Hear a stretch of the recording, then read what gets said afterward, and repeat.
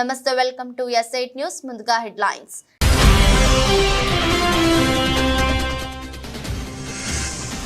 Supreme court తీర్పుకు అనుగుణంగా ABCD వర్గీకరణ చేసేందుకు తెలంగాణ ప్రభుత్వం నిర్ణయం. అసెంబ్లీలో ప్రకటించిన ముఖ్యమంత్రి రేవంత్ రెడ్డి.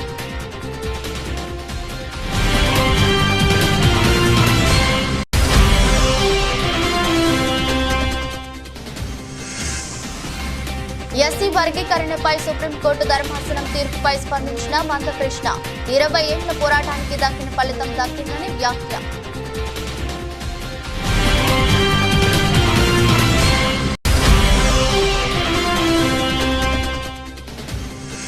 సూపర్ 6 అటకెక్కుతుందన్న వైసీపీ మాజీ ఎమ్మెల్యే చిట్ల జగ్గిరెడ్డి. హామీలు కేవలం ఓట్ల కోసమేనా అంటూ విమర్శలు.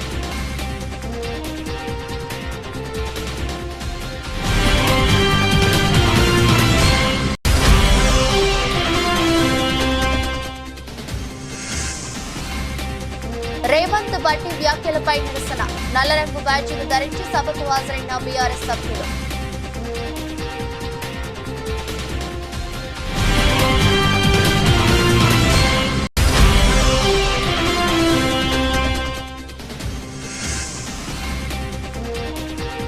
స్పిన్ పిచ్లపై ఇలా ఆడితే కుదరదు. టీమిండియా ఆటగాళ్లకు head coach Gautam Gambhir class.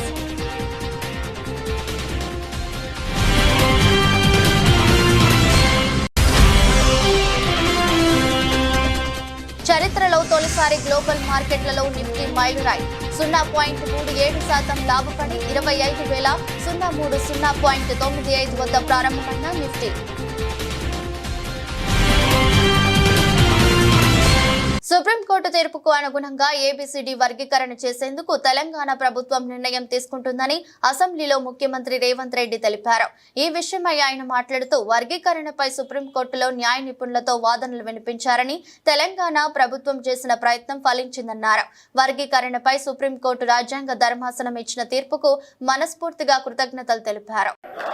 కొన్ని దశాబ్దాల నుంచి మాదిగ ఉపకులాలకు సంబంధించిన లక్షలాది మంది యువకులు ఎస్సీ రిజర్వేషన్లలో ABCD వర్గీకరణ కోసం వాళ్ళు పోరాటాలు చేస్తున్నారు.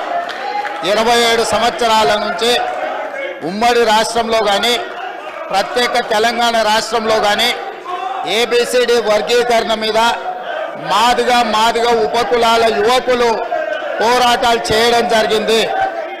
వారి పోరాటాల ఫలితం ఒకనాడు ఇదే శాసనసభలో మాదిగ ఉపకులాల వర్గీకరణ కోసం వాయిదా తీర్మానం ఇస్తే నాతో పాటు ఆనాటి శాసనసభ్యుడు సంపత్ కుమార్ను కూడా ఈ సభ నుంచి బహిష్కరించడం జరిగింది. గత ప్రభుత్వం ABCD వర్గీకరణ మీద కేంద్రానికి ప్రధానమంత్రికి విజ్ఞప్తి చేయడానికి అఖిల పక్షాన్ని తీసుకెళ్తామని చెప్పి తీసుకుపోకుండా మాదిగ సోదరులను మోసం చేయడం జరిగింది.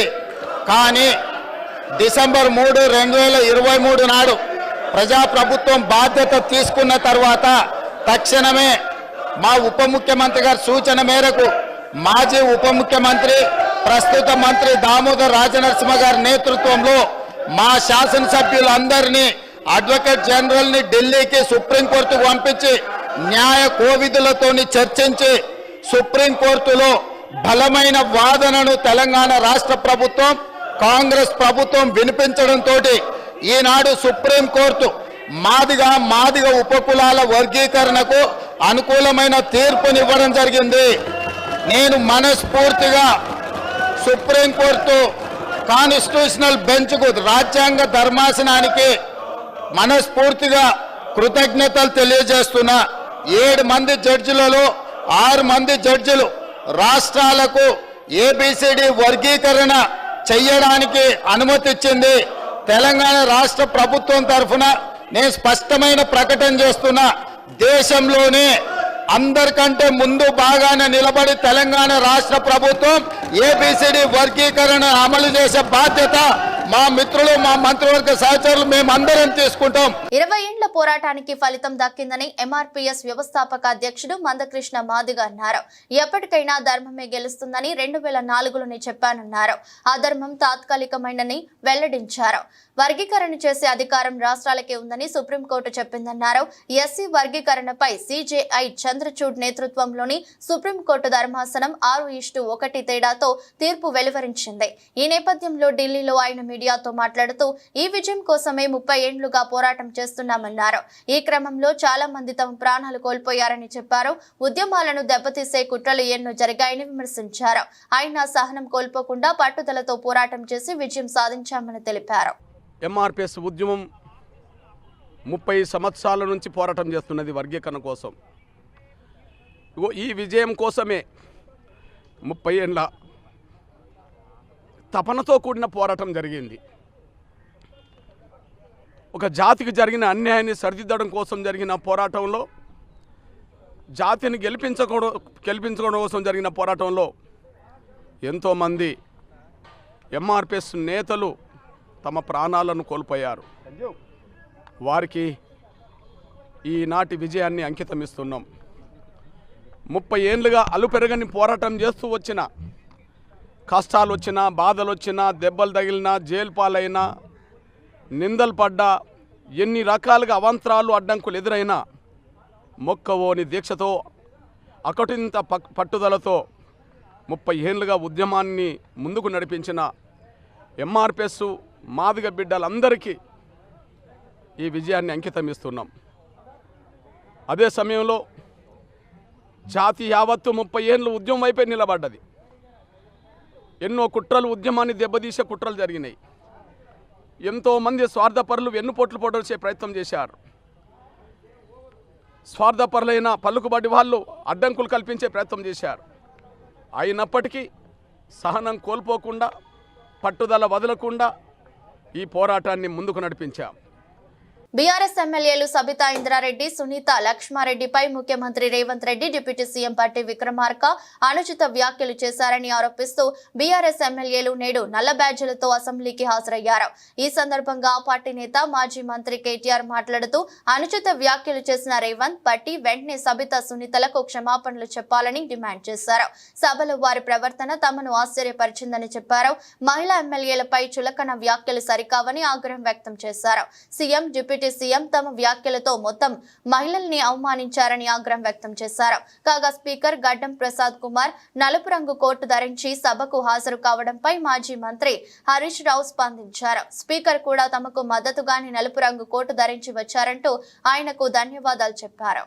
ప్రజల సమగ్ర ఆరోగ్య సంరక్షణ లక్ష్యంగా క్యాన్సర్ ను ప్రాథమికంగా గుర్తించే దిశలో అనపర్తి నియోజకవర్గంలో ఇంటింటి సర్వే చేపట్టి ఆరోగ్య సమస్యలు తెలుసుకుని వ్యాధి నివారణకు తగు వైద్యం అందించాలని దృక్పథంతో ముందుకు వెళ్తున్న శాసనసభ్యులు నల్లమిల్లి రామకృష్ణారెడ్డి అభినందనీయులని రాష్ట్ర అసెంబ్లీ స్పీకర్ చింతకాయల అయ్యన్న పాత్రుడు పేర్కొన్నారు. గురువారం బికవోలు మండలం బలభద్రాపురం గ్రామంలో ఎంఎస్ఆర్ కళ్యాణ మండపంలో ఏర్పాటు చేసిన medical క్యాంపును assembly speaker Ayyanna Patrudu, దేవాదాయ శాఖ మంత్రి ఆనం రామనారాయణ రెడ్డి, స్థానిక శాసనసభ్యులు నల్లమిల్లి రామకృష్ణారెడ్డి, స్థానిక ప్రజా ప్రతినిధులు, కార్పొరేట్ వైద్యులు, ఐఎంఏ ప్రతినిధులు, వైద్య అధికారులతో కలిసి ప్రారంభించారు.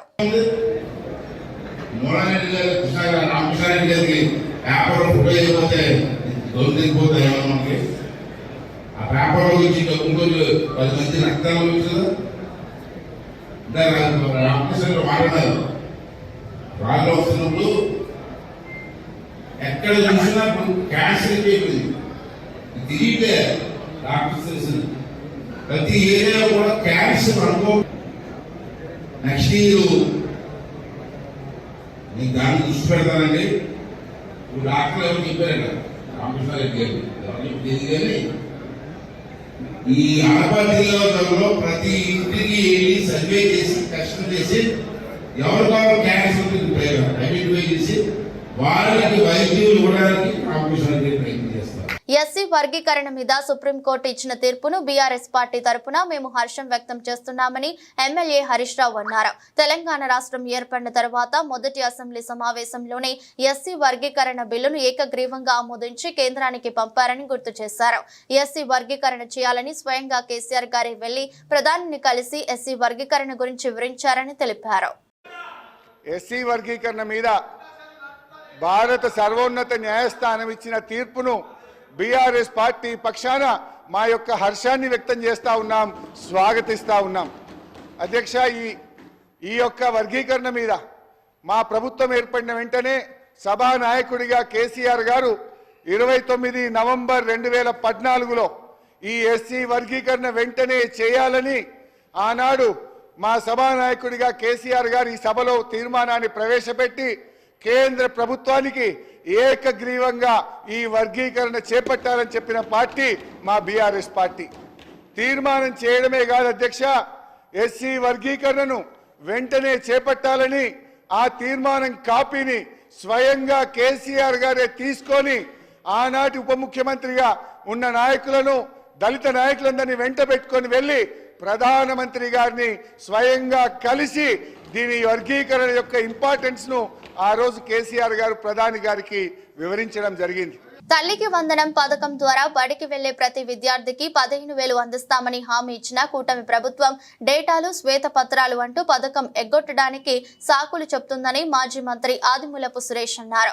ఈ విషయమై ఆయన మాట్లాడుతూ గత ప్రభుత్వంపై బురద చల్లే ప్రయత్నాలు మానుకొని ప్రజలకు ఇచ్చిన హామీలను నెరవేర్చాలని డిమాండ్ చేశారు.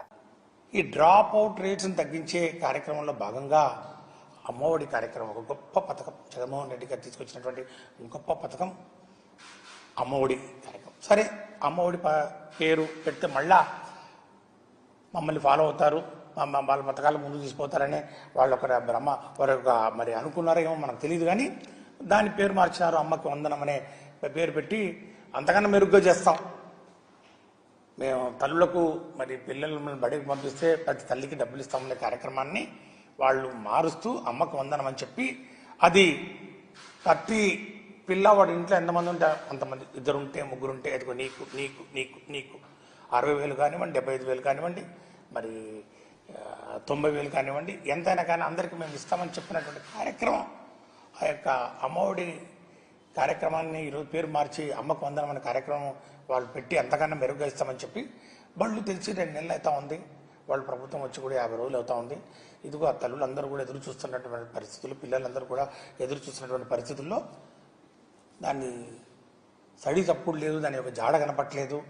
మరి చావు కబురు చల్లగా అన్నట్టు ఈరోజు దాన్ని మళ్ళా ఇది సంవత్సరం మేము ఇవ్వటం లేదు అని చెప్పి ఏదో ఒక సాకు మళ్ళా ప్రతి కార్యక్రమం వెనక ఈ టీడీపీ యొక్క ఆలోచన విధానం యొక్క భావజాలము సాకులు చెప్తారు. ఆ సాకులు చెప్పడానికి అనేకమైనటువంటి మార్గాలు ఎత్తుక్కుంటారు. దానికి ఒక శ్వేతపత్రం అంటారు, లేకపోతే డేటా అంటారు, లేకపోతే ఇంకో పేరు పెడతారు. మరి అవన్నీ తయారు చేయడానికి మరి వైసీపీ ప్రభుత్వం చేసినటువంటి కార్యక్రమాల మీద బురద చల్లేక మరి పన్నీలో మాత్రం వాళ్ళకి డేటా అవసరం లేదు, వాళ్ళ గణాంకాలు అవసరం లేదు, వాళ్లకు సైంటిఫిక్ అనాలిసిస్ అవసరం లేదు, కానీ విషయం చిమ్మే కార్యక్రమం చేస్తారు. వారు ఇచ్చినటువంటి హామీలు అమలు చేసే కార్యక్రమంలో మాత్రం డేటా కావాలి. ఇది ఎక్కడ న్యాయం?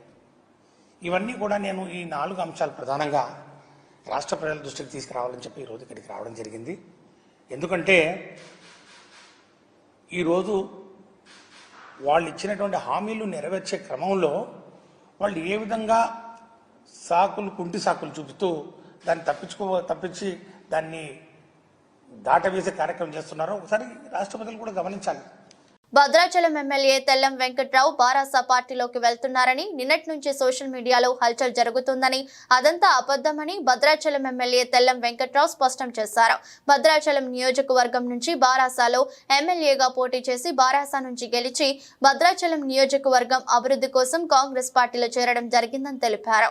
భద్రాచలం అభివృద్ధి కోసం నేను కట్టుబడి ఉన్నానని మంత్రి పొంగులేటి శ్రీనివాస్ రెడ్డి ఆధ్వర్యంలో ముఖ్యమంత్రి రేవంత్ రెడ్డి సమక్షంలో కాంగ్రెస్ పార్టీలో చేరడం జరిగిందని తెలిపారు. నిన్నటి నుంచి సోషల్ మీడియాలో నాపై వందులుతున్న అబద్ధమని ప్రజలు ఎవరు నమ్మవద్దని తెల్లం వెంకట్రావు తెలిపారు. భద్రాచలం అభివృద్ధి కోసం అహర్నిశలు నేను కృషి చేయడం జరుగుతుందని తెలిపారు. నిన్న నా మీద సోషల్ మీడియాలో వచ్చినది మళ్ళీ బీఆర్ఎస్ పార్టీలోకి వెళ్తున్నమాట అబద్ధం. ఎందుకంటే ఒక్కసారి నేను డెసిషన్ చేసి భద్రాచలం అభివృద్ధి కొరకు కాంగ్రెస్ పార్టీ అయితే అభివృద్ధి చెందుద్దని ఏదైతే నా గురువు గారైన పొంగులేటి శ్రీనివాస్ రెడ్డి గారి ద్వారా నేను కాంగ్రెస్ పార్టీలో జాయిన్ అయ్యాను. గౌరవ ముఖ్యమంత్రి రేవంత్ రెడ్డి గారి ఆశీస్సులతో మరియు తుమ్మల నాగేశ్వర గారి ఆశీస్సులతో, నా గురువు అయిన పొంగులేటి శ్రీనివాస్ రెడ్డి గారి ఆశీస్సులతో, డిప్యూటీ సీఎం బట్టి విక్రమార్క ఆశీస్సులతో భద్రాచలం అభివృద్ధి చెందుద్దని ఆశతో వెళ్ళాను. అదే ఆశతో ఉన్నాను తప్ప వేరేదైతే ఎటువంటి అపోహ చెందొద్దు. ఇది బీఆర్ఎస్ ప్రాపగండా అని నేను ఖచ్చితంగా చెప్తున్నాను. ఇంకా ఒక్కసారి జీవితంలో నేను తీసుకున్న స్టెప్ని మళ్ళీ తీసుకొని మరి నా రాజకీయ భవిష్యత్తు ఉందా లేదని తెలియదు కానీ ప్రజల అభివృద్ధి నాకు ఆశీస్సులే ఉన్నాయి. ప్రజలు అభివృద్ధే నాకు ముఖ్యమని మీకు తెలుపుతున్నాను. మీరు ఎటువంటి అపోహ చెందితే నేను కాంగ్రెస్ పార్టీని కొనసాగుతున్నాను. అమలు చేయలేని హామీలను ప్రజలకు ఇచ్చి వారిని మోసం చేస్తూ ఇచ్చిన హామీలను చంద్రబాబు నాయుడు బుట్ట దాఖలు చేయడానికి ప్రయత్నిస్తున్నారని మాజీ శాసనసభ్యులు చిర్ల జగ్గిరెడ్డి ఆరోపించారు.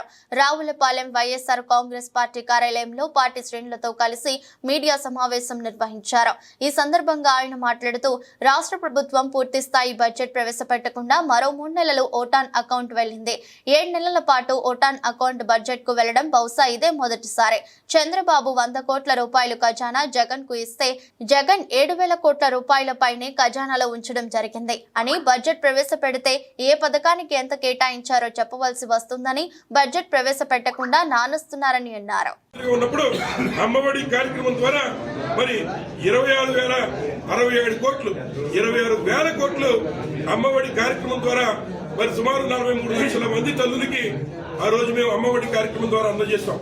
కానీ ఈ రోజున కనీసం ఎప్పుడు ఇస్తారో తెలియనటువంటి మరి వివరాలు చెప్పకుండా అమ్మఒడిని, ముఖ్యంగా అమ్మఒడి పేరు మార్చి తల్లికి వందనాలు పెట్టినటువంటి ఈ కూటమి ప్రభుత్వం తల్లుల్ని ముఖ్యంగా మొట్టమొదటిసారిగా మనం మోసం చేశారని ఈ సందర్భంగా మీకు తెలియజేస్తున్నాం. అలాగే రైతు భరోసా కార్యక్రమం జగన్మోహన్ రెడ్డి గారే ఉండుంటే ఈ పాటికి రైతు భరోసా కనీసం పెట్టుబడి సొమ్ములు రైతులకు ఇచ్చే పరిస్థితి ఉంది. ఇవాళ పెట్టుబడి సొమ్ములు ఇవ్వలేదు సరిగదా, ఏదైతే ధాన్యం డబ్బు లేదు సరిగదా, ఉచిత బీమా, ఉచిత పంటల బీమా డబ్బు ఇన్సూరెన్స్ ప్రభుత్వం కట్టాలి, అది కూడా 1 రూపాయి ఇప్పటి వరకు జమ చేసిన పాపాను పోలేదు.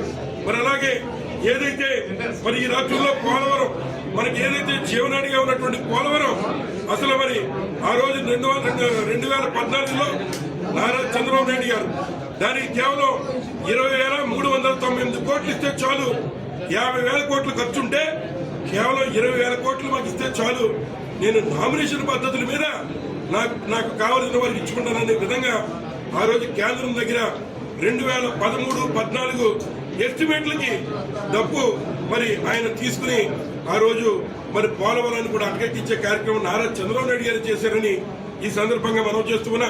సుమారు 50,000 కోట్ల అవసరం అవుతుంటే కేంద్రం దగ్గరికి వెళ్లి ఒప్పందం చేసుకుని అది 2019లో 2014 ఎస్ఎస్ఆర్ రేట్లకి మరి ఆ రోజు 2019లో చంద్రబాబు నాయుడు గారు వచ్చి ఒప్పందం కుదుర్చుకుని వచ్చారని చెప్పి ఈ సందర్భంగా తెలియజేస్తున్నా. సీజనల్ వ్యాధులు వ్యాప్తి చెందకుండా అధికారులు, ప్రజలు అప్రమత్తతో వ్యవహరించాలని జిల్లా కలెక్టర్ వల్లూరి క్రాంతి అన్నారు. కలెక్టరేట్ లోని వీడియో కాన్ఫరెన్స్ హాల్లో జిల్లాలోని పంచాయతీరాజ్ మండల ప్రత్యేక అధికారులు, వైద్యాధికారులు, మండల పరిషత్ అధికారులు, మున్సిపల్ కమిషనర్లతో సీజనల్ వ్యాధులపై సమీక్ష సమావేశాన్ని నిర్వహించారు.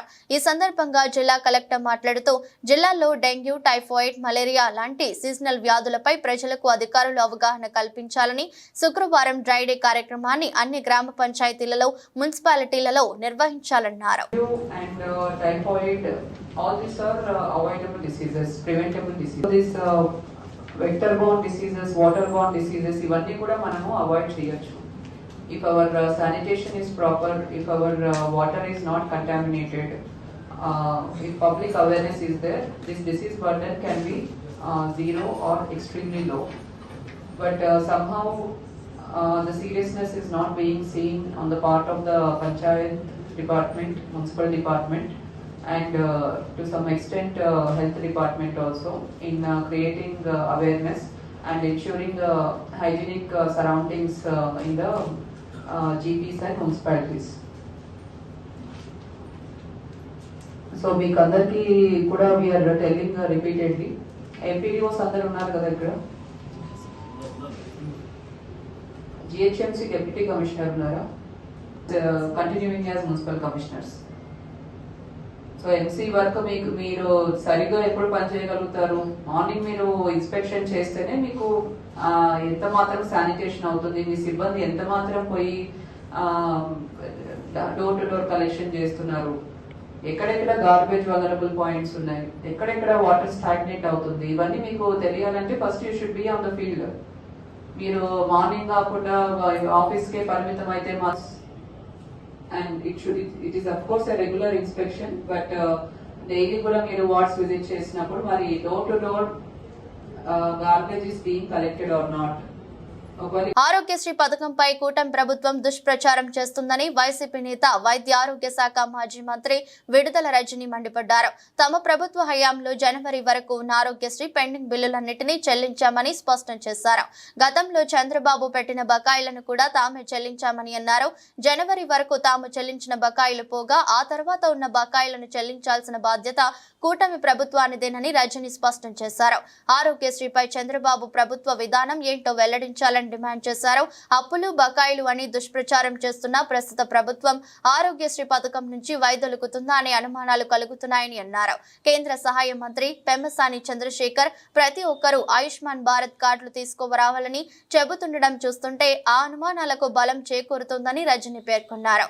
చంద్రబాబు మనసులో ఉన్న మాటని మంత్రులు చెప్తున్నారా అనే సందేహాలు కలుగుతున్నాయని వ్యాఖ్యానించారు. జగనన్న ప్రభుత్వంలో ఈ 5 ఏళ్ల 2019 నుంచి 2024 వరకు ఈ 5 years టెన్యూర్లో మరి ఆరోగ్యశ్రీ పథకం మనం చూసినట్టయితే 1059 ఉన్నటువంటి ప్రొసీజర్స్ మనము జగనన్న ప్రభుత్వంలో 3257 ప్రొసీజర్స్ వరకు కూడా పెంచి తీసుకెళ్లి ఇంప్లిమెంట్ చేశాం. అంతకుముందు మీరు చూసినట్టయితే 1059 ఉండేది టీడీపీ హయాంలో. సంవత్సరానికి 1000 కోట్లు మాత్రమే ఖర్చు చేసేటువంటి పరిస్థితి టీడీపీ హయాంలో ఉండేది. మరి జగనన్న ప్రభుత్వం వచ్చాక ప్రతి సంవత్సరం సుమారు 3000 కోట్ల వరకు కూడా మరి ఈ ఆరోగ్యశ్రీకి మనం ఖర్చు చేసినటువంటి పరిస్థితి. అలాగే మీరు చూసినట్టయితే ఎంపానెల్డ్ హాస్పిటల్స్, నెట్వర్క్ హాస్పిటల్స్ రాష్ట్రంలో గత ప్రభుత్వంలో 1000 కన్నా తక్కువ ఉన్నటువంటి ఎంపానెల్డ్ హాస్పిటల్స్ ని వాళ్ళని ఎంకరేజ్ చేసి వాళ్ళకు కావాల్సినటువంటి ఫ్లెక్సిబిలిటీ, వాళ్ళకు కావాల్సినటువంటి ఫీసిబిలిటీ, వాళ్ళకు అన్ని విధాలుగా కూడా ఒక ఫ్రెండ్లీ వాతావరణాన్ని ఏర్పాటు చేసి వాళ్ళని ఎంకరేజ్ చేసి 1000 కన్నా తక్కువ ఉన్నటువంటి ఎంపానెల్ హాస్పిటల్స్ ని మరి 2300 హాస్పిటల్స్ పైగా కూడా విస్తరించేటువంటి అవకాశాన్ని జగనన్న ప్రభుత్వం నెట్వర్క్ హాస్పిటల్స్ కి ఇచ్చింది. జనవరి వరకు ఉన్నవి కూడా మా జగనన్న ప్రభుత్వం క్లియర్ చేసి ఆ తర్వాత ఫిబ్రవరి, మార్చ్ ఏదైతే ఉందో అప్పటికి వచ్చినటువంటి అప్లోడ్ అయ్యి వచ్చినటువంటి మా దృష్టికి వచ్చినటువంటి ఏవైతే ఉన్నాయో అప్పటికి వచ్చేసరికి మార్చ్లో ఎన్నికల కోడ్ వచ్చింది. కోడ్ వస్తే మీకు తెలుసు. ఆ కోడ్ వచ్చిన తర్వాత ఇక ఎన్నికలు అన్ఫార్చునేట్లీ మేము అధికారంలోకి రాలేకపోయాం. ఆ విషయం మీకు తెలుసు. సో ఇంకా అప్పటి నుంచి ఉన్నటువంటి ఏవైతే బిల్స్ ఉన్నాయో ఆ బిల్స్ ఇప్పుడు కొత్తగా కూటమి ప్రభుత్వం ఏర్పడిన తర్వాత ఆ బిల్స్ ని క్లియర్ చేసి మరి ఎక్కడా కూడా ఇంటరప్షన్ లేకుండా వైద్య సేవలు అందించాల్సినటువంటి బాధ్యత ఈ ప్రభుత్వం మీద ఉందని గుర్తు చేస్తా ఉన్నాం. ఏదో లెక్కలు చెప్పి అప్పులని, ఆదాయాలని, బకాయిలని సాకులు చెప్పి మీకు రెస్పాన్సిబిలిటీ నుంచి మీరు ఏమైనా తప్పించుకునేటువంటి ప్రయత్నం చేస్తున్నారా? ఆరోగ్యశ్రీ సంబంధించి వాటి యొక్క బిల్స్ కి సంబంధించి ఈ సాకులు చెప్పి మీరు ప్రజల్ని ఏమన్నా ఆందోళన పరిస్థితిలో ఉంచేటువంటి ఒక ప్రయత్నం చేస్తున్నారా, లేకపోతే ఏంటి మీరు చెప్పాలనుకుంటుంది? మేడ్చల్ జిల్లా ఫిర్జాదిగూడ మేయర్ జక్కా వెంకటరెడ్డి ఆధ్వర్యంలో మేడిపల్లి వద్ద హైదరాబాద్ వరంగల్ జాతీయ రహదారిపై బీఆర్ఎస్ శ్రేణులు బైఠాయించి రాస్తారోకో నిర్వహించారు. అసెంబ్లీలో బీఆర్ఎస్ మహిళా ఎమ్మెల్యేల పట్ల సీఎం రేవంత్ రెడ్డి చేసిన వ్యాఖ్యలకు నిరసనగా సీఎం రేవంత్ రెడ్డి దిష్టిబొమ్మతో వచ్చి ఫిర్జాదిగూడ బీఆర్ఎస్ నాయకులు నిరసన తెలిపారు. వెంటనే సీఎం రేవంత్ రెడ్డి అసెంబ్లీ సాక్షిగా క్షమాపణ చెప్పాలని డిమాండ్ చేశారు. సీఎం డౌన్ ముఖ్యమంత్రి అహంకారం నశించాలి, కాంగ్రెస్ నశించాలి అంటూ నినాదాలు చేశారు. ముఖ్యమంత్రి గారు చేసినటువంటి అనుచిత వ్యాఖ్యలు గర్హనీయం. అసలు అలాంటి వ్యాఖ్యలు ఆయన స్థాయికి తగినటువంటివి కావు. అందులో పోయి సబితా ఇంద్రారెడ్డి గారి గురించి, ఇంద్రారెడ్డి గారి కుటుంబం అంటే ఆనాటి ఎన్టీ రామారావు గారి నుండి మొదలుకొంటే నేటి వరకు కూడా వారి కుటుంబం ఎంత గొప్ప హుందాతనంగా హుందా రాజకీయాలు చేస్తుందో ప్రతి ఒక్కరికి తెలుసు. ఆనాడు ఎన్టీ రామారావు కూడా ఇంద్రారెడ్డిని ఎంత గౌరవించేవారు. వైఎస్ రాజశేఖర రెడ్డి గారు, చంద్రబాబు నాయుడు గారు, కేసీఆర్ గారు, ఇట్లా ఈ రాష్ట్రానికి పనిచేసినటువంటి ముఖ్యమంత్రులు వారి కుటుంబం పట్ల ఎంతో విజ్ఞతతో, ఎంతో ప్రేమతో ఉండేటువంటి సందర్భాలు ఉండే. కానీ రేవంత్ రెడ్డి గారు ఈ మధ్యకాలంలో చూస్తూ ఉన్నాం, మతి తప్పి మాట్లాడుతూ ఉన్నాడు. అడ్డగోలు వ్యాఖ్యలు చేస్తూ ఉన్నాడు. తొండలు దూరతామని, లాగులని, రకరకాలని, పేగులు మెడకేసుకుంటామని చెప్పేసి అని ఇలాంటి తప్పుడు వ్యాఖ్యలతో పాటు ఇలా మహిళా ఎమ్మెల్యేల పట్ల, అందులో ఒక నిజాయితీ నాయకురాలైనటువంటి కుటుంబంలో వచ్చినటువంటి ఇంద్రారెడ్డి గారి సతీమణి సత్యక్క గారి మీద మాట్లాడడం ఇది ఎట్టి పరిస్థితుల్లో కూడా క్షమించరానటువంటి నేరం. వెంటనే అసెంబ్లీ సాక్షిగా రేవంత్ రెడ్డి గారు క్షమాపణ చెప్పాలి. క్షమాపణ చెప్పి వెంటనే వారికి ఈ యొక్క జరిగినటువంటి తప్పును తెలుసుకునేటువంటి విధంగా సరిదిద్దుకోవాలని చెప్పేసి కూడా ఈ సందర్భంగా మేము కోరుతా ఉన్నాం. శ్రీలంకతో జరిగిన చివరి టీ20లో టీమిండియా సూపర్ ఓవర్ ద్వారా విజయం సాధించింది. ఈ మ్యాచ్ కు ఆతిథ్యం ఇచ్చిన పల్లెకెలే పిచ్ స్పిన్నర్లకు స్వర్గధామ్లా నిలిచింది. ఆఖరికి సూర్యకుమార్ యాదవ్, రింకు సింగ్ వంటి పార్ట్ టైం స్పిన్నర్లు కూడా వికెట్ల పంట పండించారు. ఈ పిచ్ పై బ్యాటింగ్ ఇరు జట్ల ఆటగాళ్లకు ఓ పీడికలలా మిగిలిపోతుందంటే అతిశయోక్తి కాదు. దీనిపై టీమిండియా కొత్త కోచ్ గౌతమ్ గంభీర్ స్పందించారు. ఇలాంటి పిచ్ పై పట్టుదలతో ఆడి విజయం సాధించడం గొప్ప విషయమే అని టీమిండియా ఆటగాళ్లను పొగిడిన గంభీర్ అదే సమయంలో స్పిన్ కు అనుకూలించే పిచ్లపై బ్యాటింగ్ చేసే విధానం ఇది కాదని అసంతృప్తి వ్యక్తం చేశారు.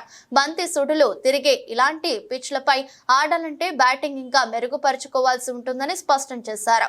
నిన్నటి మ్యాచ్ లో చివరి వరకు పోరాడడం మాత్రం టీమిండియా జట్టులో మెచ్చుకోదగిన అంశమని గంభీర్ పేర్కొన్నారు. ఈ తరహా పరిస్థితుల్లో కడ వరకు పోరాడడం వల్లే మ్యాచ్ ఫలితం అనుకూలంగా వస్తుందని అభిప్రాయపడ్డారు. ప్రతి బంతికి, ప్రతి పరుగుకు పోరాటం కనపరచడం వల్ల ఎలాంటి సానుకూల ఫలితం వస్తుందనడానికి నిన్నటి మ్యాచ్ ఓ ఉదాహరణగా నిలుస్తుందని గంభీర్ వెల్లడించారు. గ్లోబల్ మార్కెట్ల సానుకూల సంకేతాలు సెప్టెంబర్ ఆరంభంలో వడ్డీ రేట్ల తగ్గింపు ఉండొచ్చంటూ యుఎస్ ఫెడ్ సూచనలు దేశీయ స్టాక్ మార్కెట్లలో ఉత్సాహాన్ని నింపాయి. దేశీయ సూచీలైన సెన్సెక్స్, నిఫ్టీ లాభాల్లో ఆరంభమయ్యాయి. సెన్సెక్స్ సూచీ ఆరంభంలో 208.34 పాయింట్లు లాభపడి 81,949.68కు పెరిగింది. 82,082 రికార్డు స్థాయి మైల్ రాయిని కూడా తాకింది. ఇక ఆరంభంలో 92.15 పాయింట్లు లాభపడ్డ ఎన్ఎస్ఈ నిఫ్టీ సూచీ రికార్డు సృష్టించింది. చరిత్రలో తొలిసారి 25,000 మైల్ రాయిని తాకింది. 0.37% లాభపడి 25,030.95 వద్ద ప్రారంభమైంది. నిఫ్టీ 50 సూచీలో Maruti, JSW Steel, Hindalco, Coal India, Tata Motors అత్యధికంగా లాభపడిన స్టాకులు జాబితాలో ఉన్నాయి. ఇక Mahindra and Mahindra, BPCL, Infosys, UltraTech Cement, Sun Pharma అత్యధికంగా నష్టపోయిన స్థానికులలో కొనసాగుతున్నాయి. దాదాపు అన్ని రంగాల సూచీలు లాభాల్లో పయనిస్తున్నాయి. గత 6 నెలల్లో నిఫ్టీ సూచీ 15% పైగా వృద్ధి చెందింది. ఇదే సమయంలో బీఎస్సీ సెన్సెక్స్ 14% పైగా ర్యాలీ అయింది. జూలై 23న కేంద్ర ప్రభుత్వం పార్లమెంట్లో బడ్జెట్ ప్రవేశపెట్టిన నాటి నుంచి మార్కెట్లు లాభాల బాటలో పయనిస్తున్నాయి. ప్రపంచ మార్కెట్లలో మిశ్రమ ఫలితాలు ఉన్నప్పటికీ దేశీయ మార్కెట్లు మాత్రం పరుగులు పెడుతున్నాయి. వార్తలు ముగించే ముందు మరోసారి హెడ్లైన్స్.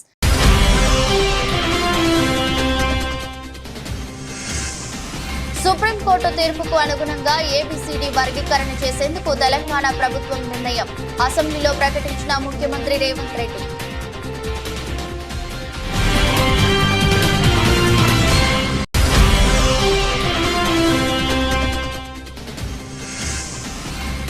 ఎస్సీ వర్గీకరణపై సుప్రీంకోర్టు ధర్మాసనం తీర్పుపై స్పందించిన మందకృష్ణ. 20 ఏళ్ల పోరాటానికి దక్కిన ఫలితం దక్కిందని వ్యాఖ్య.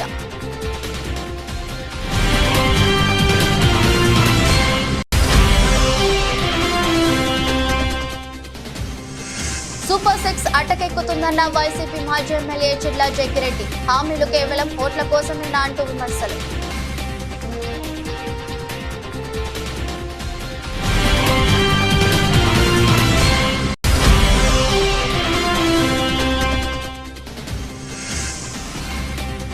రేవంత్ బట్టి వ్యాఖ్యలపై నిరసన. నల్లరంగు బ్యాడ్జీలు ధరించి సభకు హాజరైన బీఆర్ఎస్ సభ్యులు.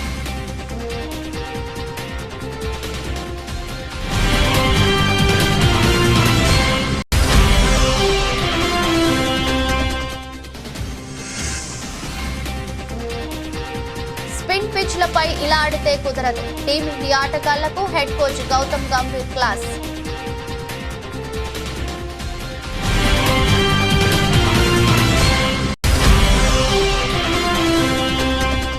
చరిత్రలో తొలిసారి గ్లోబల్ మార్కెట్లలో నిఫ్టీ మైలురాయి.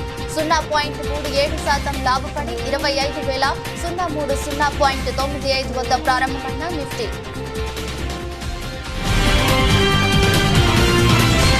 ఇది రోజు బులెటిన్. మరో బులెటిన్లో మళ్ళీ కలుద్దాం. అంతవరకు సెలవు. నమస్కారం.